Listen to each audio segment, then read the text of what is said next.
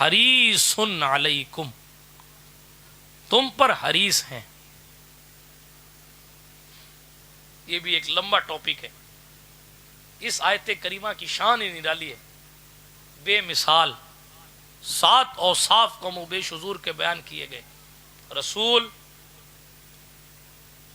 انفسکم عزیز علیہ ما عنتم حریص علیکم بالمومنین، مومنوں کے لیے رؤوف و رحیم. اور ایک جاکم، 7 اوصاف. تمہارے پاس آئے، رسول بن کر آئے، تمہیں میں سے آئے، تمہارا تکلیف میں پڑنا انہیں تکلیف دیتا ہے، اور تمہارے لیے وہ حریص ہیں. اوہو سبحان اللہ.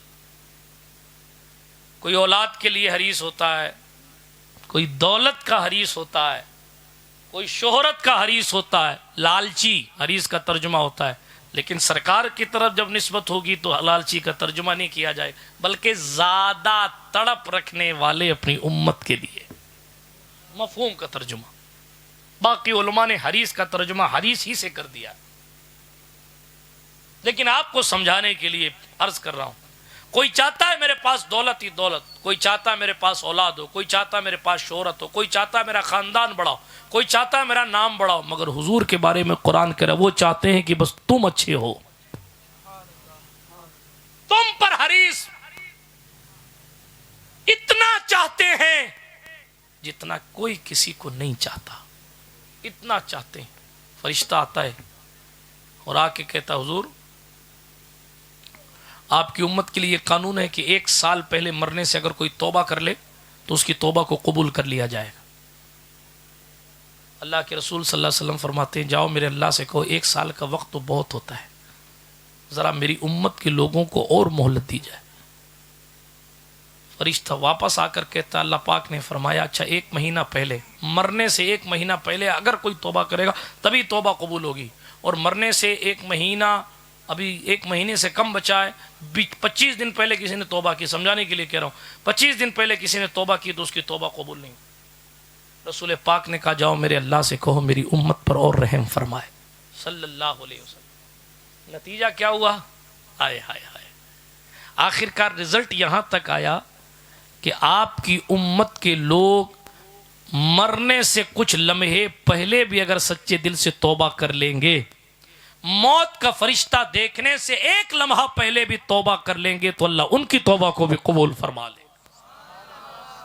یہ کس کی خیرات ہے؟ یہ پیغمبر امن صلی اللہ علیہ وعلی آلہ وصحبہ وسلم کی خیرات ہے. مصطفیٰ جان رحمت صلی اللہ علیہ وآلہ وسلم اس قدر حریص ہیں، دعا کرتے تھے میرے اللہ میری امت کو عذاب میں گرفتار مت کرنا. یہ امت کی محبت ہے رسول گرامی صلی اللہ علیہ وعلی آلہ وصحبہ وسلم کی. برادران ملت اسلامیہ، حضور پیدا ہو رہے ہیں، پیدا ہوئے تو ربی حبلی امتی کہا. یہ امت کے لیے اس طرح تڑپ ہے، اس طرح امت سے محبت ہے. معراج پہ تشریف لے جا رہے ہیں، محبوب کیا لایا ہو؟ مالک گنہگار امت لایا ہوں، مغفرت کا پروانہ عطا فرما دے. یہ حریص علیکم کی چلتی پھرتی تصویر ہے. مصطفیٰ جان رحمت صلی اللہ تعالی علیہ وعلی آلہ وصحبہ وسلم ہے. میں کہاں کی بات کروں، پیغمبر کا وصال پرملال ہو گیا. آپ علماء سے پوچھئے ادھر حضور کا وصال ہوا. ابن عباس کہتے میں نے دیکھا قبر انور میں جب رکھا گیا تو میں نے دیکھا کہ حضور کے ہونٹ ہل رہے ہیں. کان قریب کیا تو دیکھا، ہونٹوں کو دیکھا تو سمجھ میں آیا کہ حضور اپنی قبر انور میں بھی تشریف لے جانے کے بعد کہے ربی حبلی امتی. صرف سبحان اللہ کہہ کر گزر جانے کی بات نہیں ہے. اپنے آپ سے پوچھئے جو پیدا ہو تو ہماری مغفرت کی دعا کرے، رات پر پاؤں سوج جائیں ہماری مغفرت کی دعا کرے، معراج پہ جائے ہم شادیوں میں حضور کو بھول جاتے ہیں، حضور کی شریعت کو بھول جاتے ہیں. حضور اپنی بلندی میں نہیں بھولے ہمیں.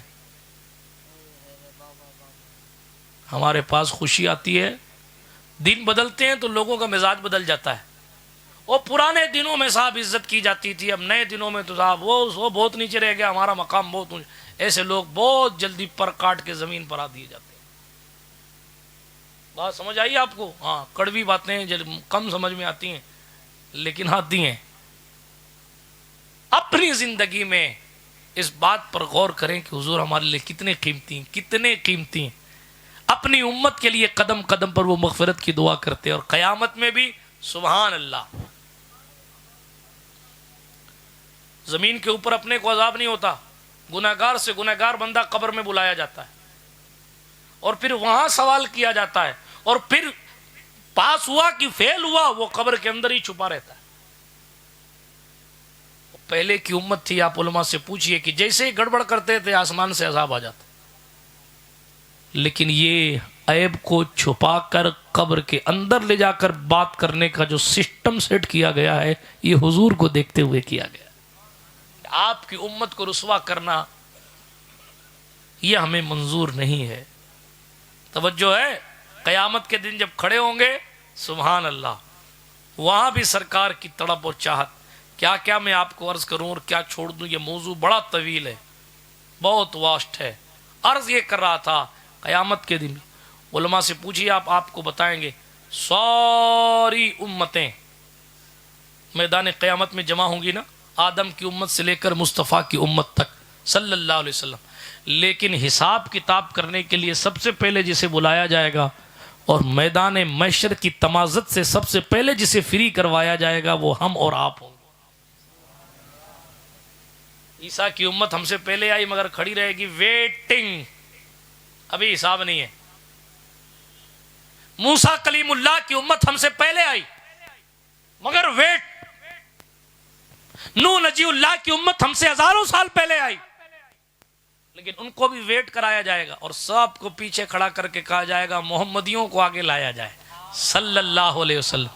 ان سے پہلے حساب کتاب کیا جائے گا اور انہیں جنت میں بھیجا جائے گا. اور میرے پیغمبر نے فرمایا، سرکار مصطفیٰ صلی اللہ علیہ وسلم ارشاد فرماتے ہیں، لوگوں جنتیوں کی ٹوٹل 120 صفیں ہوں گی. کتنی؟ زور سے بولو. 120 ٹوٹل صفیں. یعنی پتا چلا حضور کو پتا ہے کون کہاں جائے گا. اسی لیے تو لائنیں کتنی ہوں گی لائنیں بھی بتا دی. 120 لائنیں ہوں گی جنتیوں کی، اور پھر تعداد بتاتے ہوئے فرمایا ان 120 صفوں میں سے 80 صفیں فقط میری امت کی ہوگی. سبحان اللہ سبحان اللہ. جنتیوں میں ہم ہی تو بھرے ہوں گے. اسی لیے اعلیٰ حضرت نے کہا خلد میں ہوگا ہمارا داخلہ.